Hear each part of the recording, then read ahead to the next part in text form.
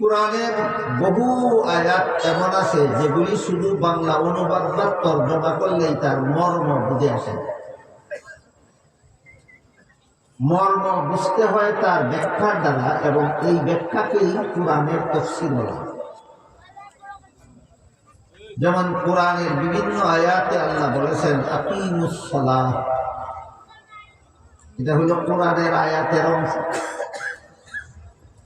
এর বাংলা অর্থ হইল তোমরা নামাজ কায়েম করো, প্রতিষ্ঠা করো। আয়াতের বাংলা অর্থ।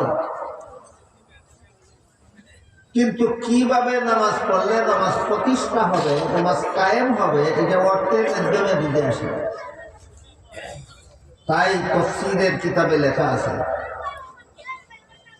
আল্লাহর বিধান মতো, নবীর তরিকা মতো নামাজ পড়লে নামাজ প্রতিষ্ঠা হবে।